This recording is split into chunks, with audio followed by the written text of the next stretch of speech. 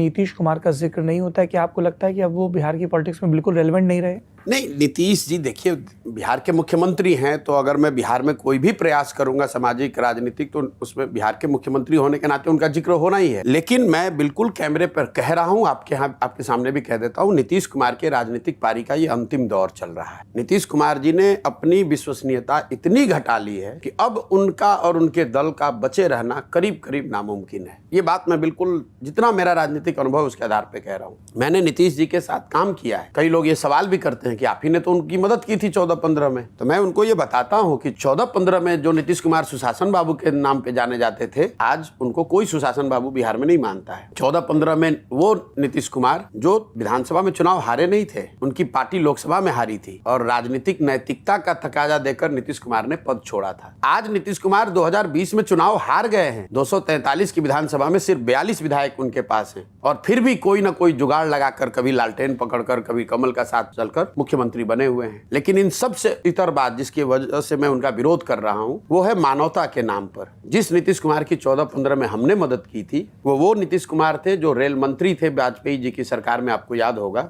असम गैसल में एक रेल दुर्घटना हुई, उसमें कोई 200 लोगों की मृत्यु हो गई थी। नीतीश बाबू ने इस्तीफा दे दिया और जब वाजपेयी जी ने इस्तीफा स्वीकार करने से इनकार किया तो नीतीश जी ने बयान दिया कि जब 200 लोगों की मृत्यु हो गई तो मैं कैसे पद पर रहूंगा। वही नीतीश कुमार कोरोना के दौरान हजारों लोग बिहार के, उनकी दुखद मृत्यु हो गई, लाखों बच्चे, पूरे देश में क्राइसिस थी, लेकिन जितना बिहार के लोगों ने सफर किया, लाखों लोग पूरे देश में मारे मारे फिर रहे थे। नीतीश कुमार अपने घर से 1 महीने तक बाहर तक नहीं निकले। मैं दिल्ली में, गाजियाबाद में, आप तो उस एरिया में रहते हो, हजारों बिहार के लोग फंसे हुए थे। नीतीश कुमार ने इतना भी जरूरी नहीं समझा कि यहाँ से 2 बस भेज दे, 2 अफसर भेज दे। अब उस नीतीश कुमार का विरोध कर रहा हूं, न जिसमें राजनीतिक नैतिकता बची है, न जिसमें प्रशासनिक काम करने की कुशलता बची है, और न जिसमें मानवता का कोई अंश रह गया है। यहाँ शराबबंदी लागू उन्होंने किया है।